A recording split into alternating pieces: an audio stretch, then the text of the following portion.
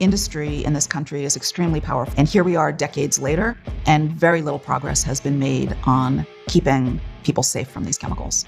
In the last 2 decades, hundreds of new PFAS compounds have been allowed to flood the market, and contamination from those chemicals has only continued to grow. Meanwhile, industry groups have spent tens of millions of dollars lobbying to block any PFAS legislation from making its way through Congress. Industry lobbyists shape our laws. They have infiltrated Congress and our federal agencies like EPA.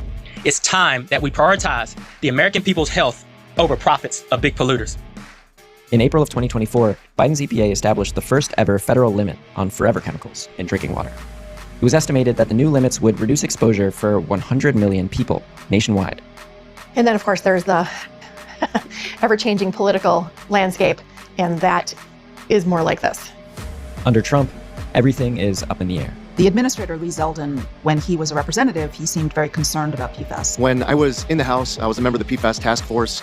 And in May, Lee Zeldin even released a PFAS action plan. And if you read it quickly, it sounds like they want to take action. But if you read it carefully, you can see that they are actually going to be deregulating.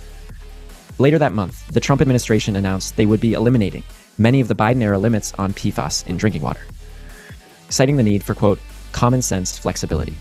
When you look at who's running the EPA, this approach starts to make a lot more sense. Trump has appointed several people with a lot of industry experience and background into EPA. David Fatuhi, deputy administrator of the EPA, who once represented a company that had been accused of spreading 93,000 tons of PFAS-containing biosolids throughout Maine. Nancy Beck, who Trump nominated to be the head of the Consumer Product Safety Commission. She used to be a lobbyist for the American Chemistry Council, where she led the industry's charge against drinking water limits for PFAS. Lynn Dekleva, who holds a senior role in the EPA. Before that, she worked for decades at none other than DuPont. Decision-making can be influenced. There is a lot of profit around the use of these compounds. Consequently, there is a lot of effective interest. It has transcended political parties, administrations. The federal government needs to have a comprehensive single definition of PFAS. They need to regulate all of those PFAS as a class, and they need to ban all non-essential uses of PFAS. And unless and until that's done, we're not going to be able to get a handle on this. It makes you feel less alone knowing there's other people out there. Does it make you feel better? Hell no.